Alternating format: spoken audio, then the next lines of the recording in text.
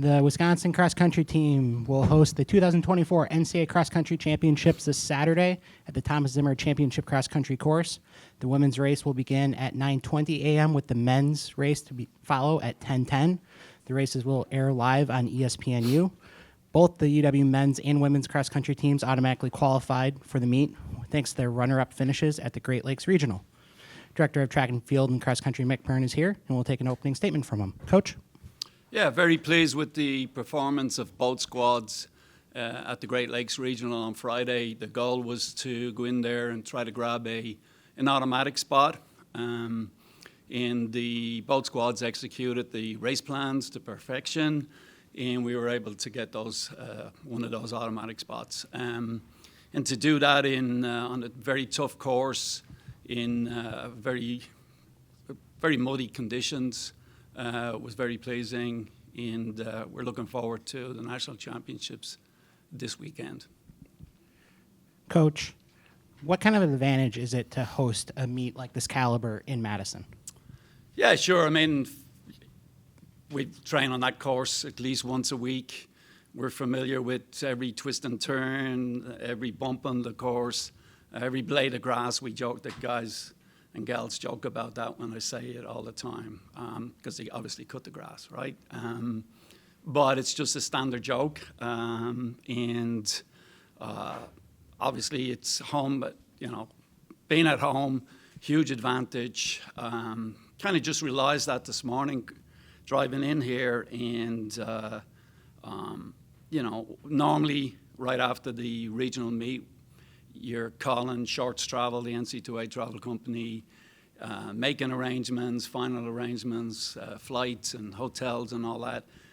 Not having to do any of that this week is fantastic, knowing that we're going to sleep in our own beds Tuesday, Wednesday night, knowing that there's going to be a lot of fans out there, a lot of fanfare, cowbells, flags, kids running all around the course, parents running all around the course, grandparents running all around the place. For anybody that's not familiar with an NC2A championship, obviously we got the top 31 teams in the country, both genders, and generates obviously a lot of excitement. There'll be kids from teams from all around the country will take a road trip to Madison and have fun leading into the event, and also we'll be out there cheering on their respective teams. And that's just a spectacle to see. The gun goes off to see. We're expecting anywhere up to 10,000 people out there this weekend. To see 10,000 people moving around the cross-country course, that's fun. It's exciting. Coach, could you just give your expectations for both the men's and women's team? Yeah, sure.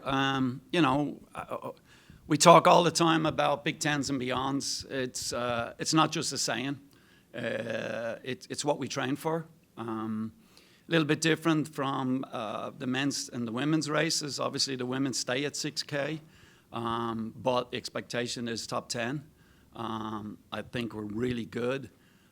Not a lot of people know that we held out two athletes, two of our top 5 from Big Tens this past weekend. Leonai Willemse and Lindsay Cunningham did not run, and still to be able to qualify automatically speaks volumes to the depth of this team. And the same on the men's side. The expectation is to be up there in fighting for, I'd like to say a podium spot for sure, but certainly well inside the top 10. I think it's within our capabilities. We held out 2 young guys that were in our top 3 or 4 at the Big Ten Championships. Christian Laval didn't run at regionals, and Johnny Livingston didn't run. Christian was our 2nd guy at Big Tens. Johnny was our 4th guy. So I think we're deep, and now it's just a matter of putting together a good race plan, and the guys executing and the gals executing the race plan. And to do it at home would be very special. Mick, how do you know your teams are ready?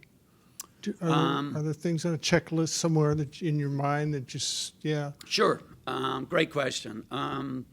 We know from 2 things, workouts, and we also know from racing. To see the way both teams executed the plan on Friday. Again, in tough conditions, a lot of hills, rained for 12 hours prior to the race, in very muddy course, and the ease at which, certainly on the men's side, they looked very comfortable. Butler and Notre Dame threw everything at us, and we just didn't get involved in that early in the race. But the way the guys closed over the last couple of kilometers, and each one of them said that wasn't too challenging. They'll always say that when they do well, of course, but they looked pretty comfortable in those conditions. And I think because of that, they look ready. But also, the volume of work that we've done over the last 3 months, I think they're ready. And then, Coach, can you talk a little bit about the standout traits of each of the programs? Yeah, I mean, I think obviously with the women, again, we're deep. Going down through the roster, 7 Wisconsin ladies are going to the line on Saturday. When you look at how things have played out over the last 2 or 3 races, they keep switching, right? Nora Granbin from Eagle River, true freshman, was our second scorer on Friday. And they just keep switching, from one to the other. Bella Jacobson had a great run. We really needed Maya Bunke because we held out those 2 women.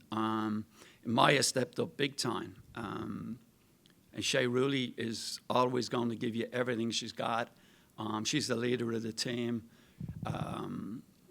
The granny of the team, if you like. But, certainly on the women's side, I think we're deep. And I think that speaks to the recruiting, the coaching. And I could say the same for the men. Coach, with so many Wisconsin runners, what is your message to the high schoolers that you're actively recruiting from this state? What is your message to keep them home? Come to Wisconsin. Be a Badger. Go to football games, go to basketball games, go to hockey games, volleyball games. There's so much to do, obviously, in Madison. We're a sports town. Mick, could you describe the typical Wisconsin runner? I mean, are they different in some, you know what I mean, just in terms of how they compete, their level of desire to want to do what they can for this team? If you're in the locker room, they talk about the tradition, the history, and how proud they are of that.